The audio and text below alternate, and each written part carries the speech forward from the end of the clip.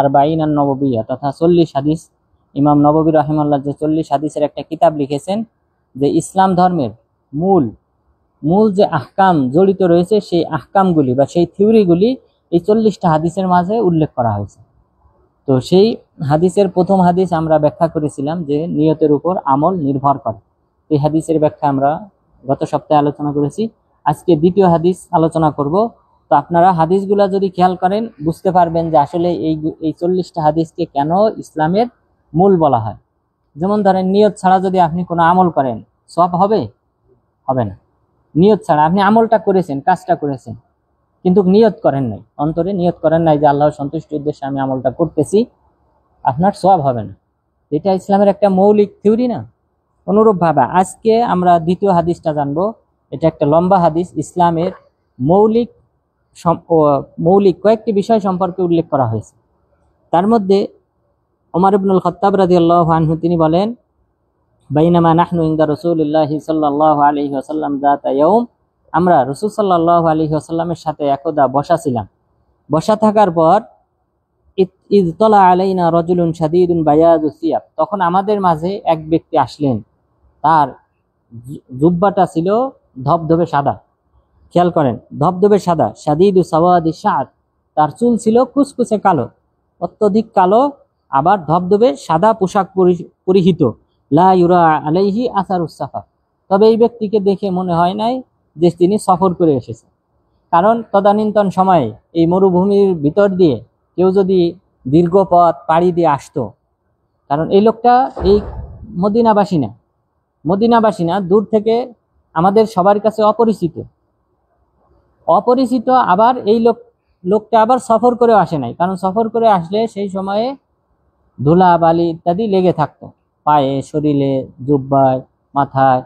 এই কারণে সেই সময়ে কি করা হতো, গোসল করতেন তারা। কোনো কবিলায় আসার পূর্বে বা বাইতুল্লাহ যাওয়ার পূর্বে তারা কিন্তু গোসল করতেন সফর থেকে আসার পর। তো এই ব্যক্তি ধবধবে সাদা জুব্বা পরিহিত, এরপর সফর করার কোনো আলামত দেখা যায় না যে সে মাথা ঘামতেছে অথবা শরীরে ধুলাবালি মিশ্রিত, কোনো কিছু না। ওয়ালা ইয়ারিফুহু মিন্না আহাদ, এই ব্যক্তিকে আমাদের মধ্যে কেউ চেনেও না। হাত্তা জালাসা ইলান নবী সাল্লাল্লাহু আলাইহি ওয়াসাল্লাম, এমনকি এসে তিনি রাসূল সাল্লাল্লাহু আলাইহি ওয়াসাল্লামের পাশে বসলেন। ফা আসনাদা রুকবাতাইহি ইলা রুকবাতাইহি, তিনি তার হাঁটুটা রাসূল সাল্লাল্লাহু আলাইহি ওয়াসাল্লামের হাঁটুর সাথে হাঁটু মিশিয়ে দিয়ে তিনি বসলেন। বসার পর ওয়াওয়াযা কাফাইহি আলা ফাখিদাইহি, আর তিনি তার হাতদ্বয় তার উরুতে রাখলেন। রাসূল সাল্লাল্লাহু আলাইহি ওয়াসাল্লামের উরুর উপর হাতদ্বয় রাখলেন। তাহলে হাঁটুর সাথে হাঁটু মিশিয়ে দিয়ে বসলেন কাছাকাছি হয়ে, এরপর হাতদ্বয় রাসূল সাল্লাল্লাহু আলাইহি ওয়াসাল্লামের উরুর উপর রাখলেন। ওয়াকাল ইয়া মুহাম্মদ আখবিরনি আনিল ইসলাম, বললেন, হে মুহাম্মদ সাল্লাল্লাহু আলাইহি ওয়াসাল্লাম, আপনি ইসলাম সম্পর্কে আমাকে অবহিত করেন, ইসলাম কাকে বলে। তখন তিনি বললেন, আল ইসলাম আন তাশহাদা আল্লা ইলাহা ইল্লাল্লাহ ওয়া আন্না মুহাম্মাদার রাসূলুল্লাহ ওয়া তুকিমুস সালাহ ওয়া তুতিয়াজ যাকাত ওয়া তাসুমা রমাদান ওয়া তাহুজ্জাল বাইত ইন ইসতাতা'তা ইলাইহি সাবিলা, যে ইসলাম হলো যে তুমি সাক্ষ্য প্রদান করবে আল্লাহ ব্যতীত সত্য কোনো মাবুদ নেই, আর রাসূল সাল্লাল্লাহু আলাইহি ওয়াসাল্লাম হলেন আল্লাহ তাআলার রাসূল, এবং তুমি সালাত আদায় করবে, যাকাত প্রদান করবে, রমজান মাসে সিয়াম পালন করবে এবং বাইতুল্লাহ হজ করবে যদি তোমার সামর্থ্য থাকে। অর্থাৎ ইসলামের যে 5টি রোকন, সেই 5টি রোকন সম্পর্কে জানালেন, যে ইসলাম বলতে বোঝা যায় যে এই 5টি রোকনকে ঠিক রাখা। তখন ক্বালা সাদাক্তা, তখন এই ব্যক্তি বললেন, আপনি সত্য বলেছেন। তো চিন্তা করেন, একজন অপরিচিত ব্যক্তি, তাকে আমাদের মধ্যে কেউ চেনেও না, তিনি নিজে প্রশ্ন করতেছেন, উত্তর শোনার পর বলতেছেন আপনি সত্য বলেছেন। তার মানে কি বোঝা যায় যে এই ব্যক্তি আগে থেকে জানে এই মাসালা, এই ব্যক্তির আগে থেকে জানা আছে, এই কারণে বললেন হ্যাঁ আপনি সত্য বলেছেন। তা নাহলে যে না জানে সে তো বলতে পারবে না যে আপনি সত্য বলেছেন। তো তাহলে এই মাসালা ওনার জানা আছে আগে থেকে, তো উনি বললেন আপনি সত্য বলেছেন। ফাআজিবনা লাহু, তখন আমরা আশ্চর্য হলাম যে এই ব্যক্তির আগে থেকে জানা, প্রশ্নও করতেছে, আবার উত্তর শোনার পর আবার এটাকে সত্যায়ন করতেছে যে আপনার উত্তর সঠিক। তার মানে নিশ্চয়ই এই ব্যক্তি ভিন্ন কেউ। আমরা সবাই আশ্চর্যান্বিত হলাম। ইয়াসআলুহু ওয়া ইউসাদ্দিকুহু, সে প্রশ্ন করে আবার সত্যায়ন করে যে হ্যাঁ আপনার উত্তর সঠিক। তার মানে বোঝা যায় এই ব্যক্তি আরো আগে থেকেই জানে এই উত্তর।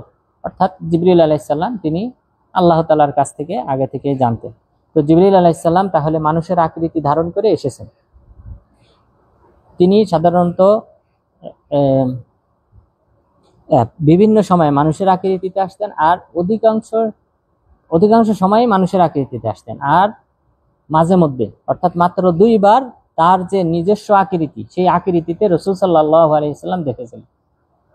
একবার হেরা গুহাতে, আরেকবার দেখেছিলেন যখন তিনি সিদরাতুল মুনতাহা তথা মেরাজের রাত্রিতে জিবরিল আলাইহিস সালামকে 600 পাখা বিশিষ্ট তার যে প্রকৃত রূপ, সেই রূপে তিনি দেখেছিলেন। তাহলে মাত্র 2 বার প্রকৃত রূপে দেখেছেন জিবরিল আলাইহিস সালামকে, আর অধিকাংশ সময়ে তিনি সাহাবাদের আকৃতিতে আসতেন।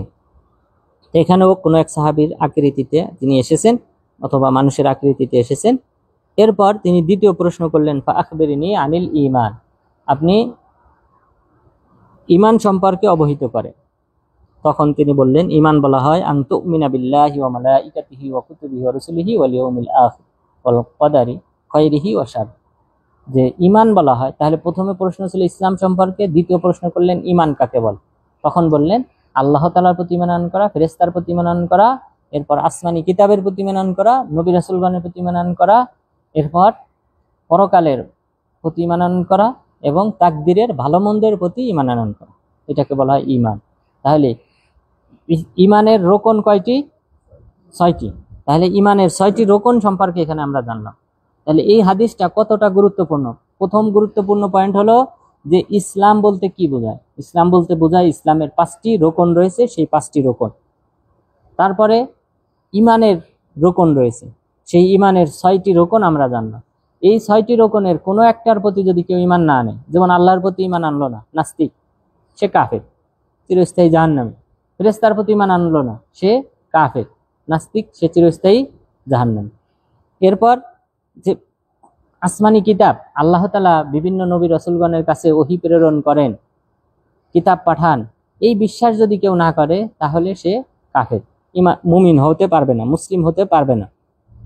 অনুরূপভাবে নবী রাসূল, আল্লাহ তাআলা পৃথিবীতে কিছু মানুষকে চয়ন করে নিয়েছেন তার প্রিয় বান্দা হিসেবে, তাদের কাছে জিবরিল আলাইহিস সালামের মাধ্যমে ওহী পাঠান, এই ব্যক্তিদের প্রতি যদি কেউ ঈমান না আনে সে কাফের।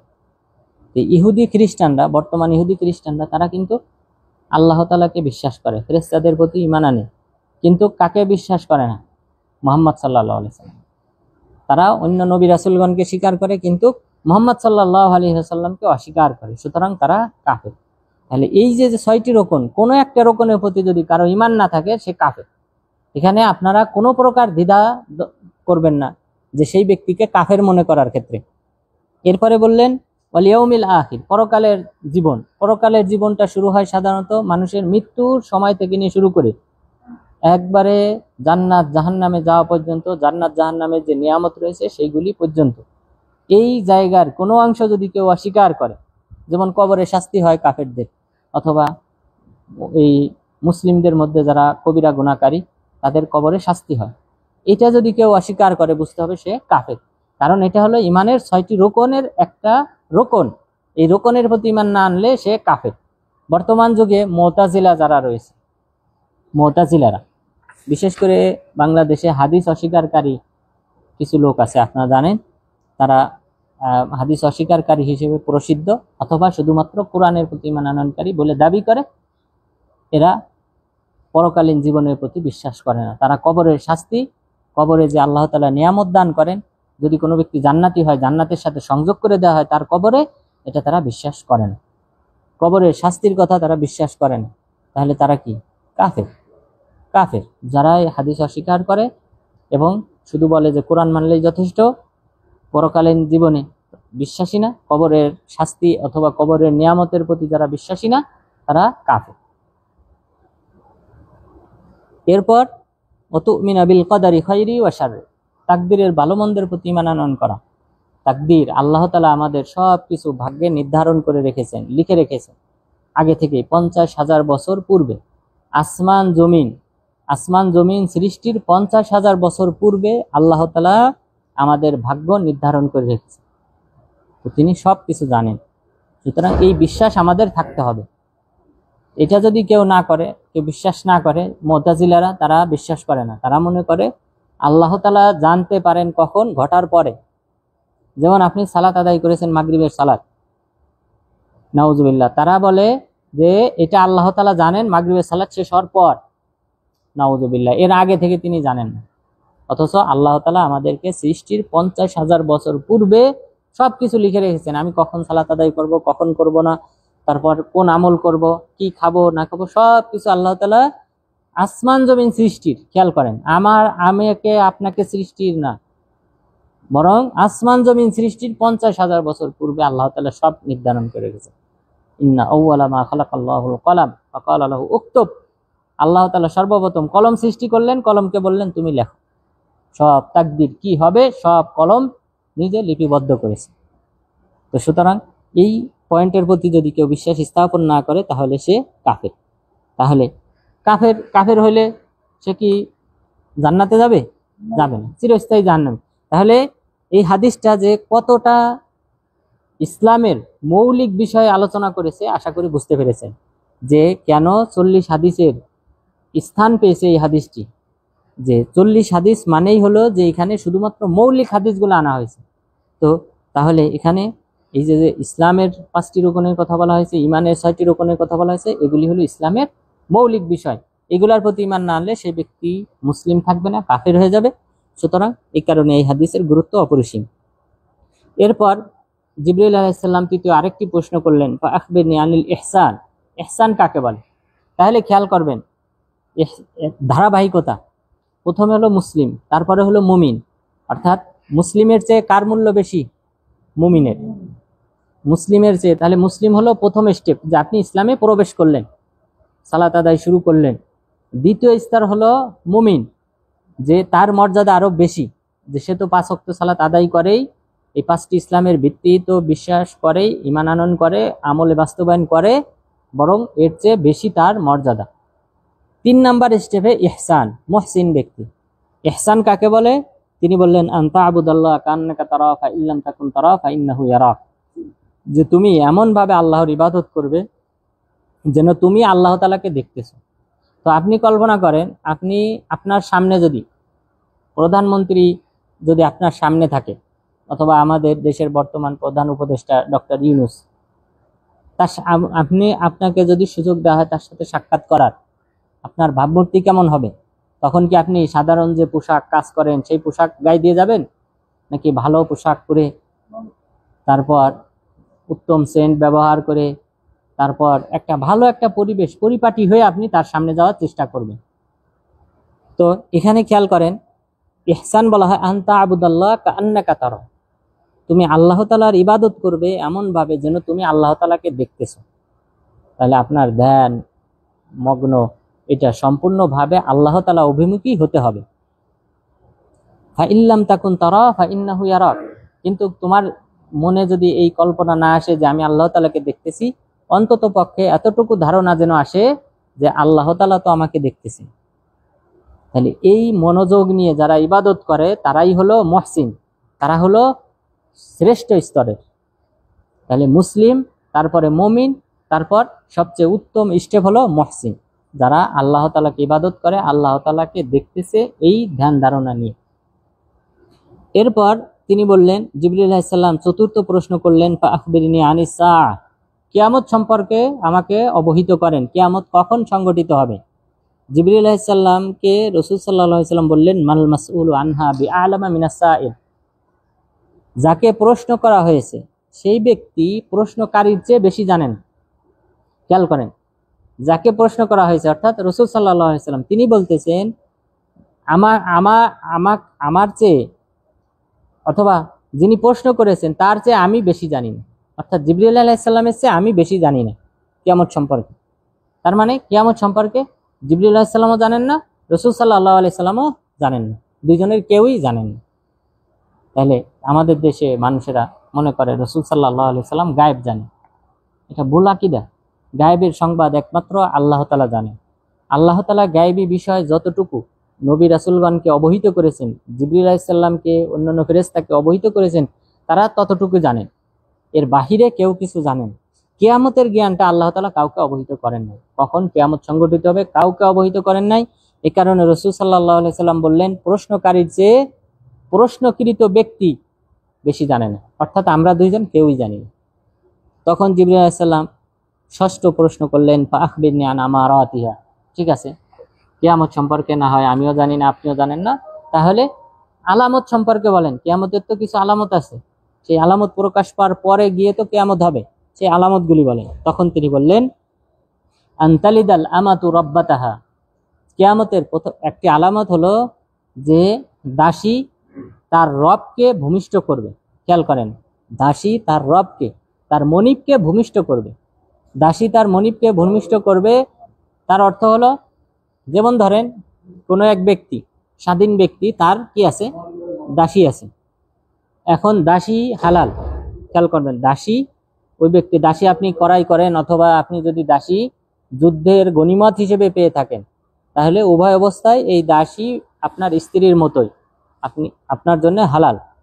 এখন এই স্ত্রীর গর্ভে, স্ত্রী নয়, এই দাসীর গর্ভে যে সন্তান আসবে, সেই সন্তান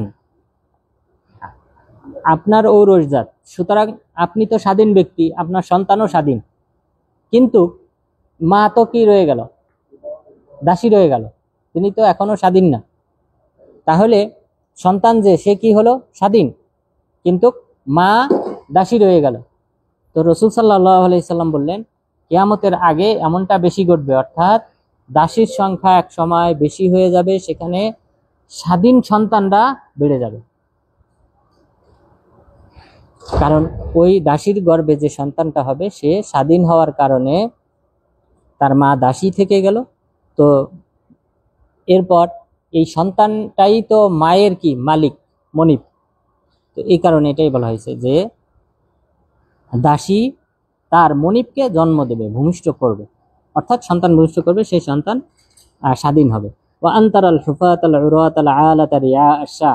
এবং কিয়ামতের দ্বিতীয় আলামত হলো যে তুমি দেখবে যাদের জুতা নাই, খেয়াল করবেন, যাদের পায়ে জুতা পরার মতো এমন অবস্থা ছিল না, আল উরাত, যারা উলঙ্গ বিবস্ত্র ছিল, এত দরিদ্র যে কাপড় পরিধান করার মতো অবস্থা ছিল না, আল আলা, দরিদ্র, রিয়া আশাই, এবং ছাগল চড়াতো, এমন ব্যক্তিরা ইয়াতাতাওয়ালুনা ফিল বুনিয়ান, তারা বিল্ডিং বানানোর ক্ষেত্রে প্রতিযোগিতা করবে।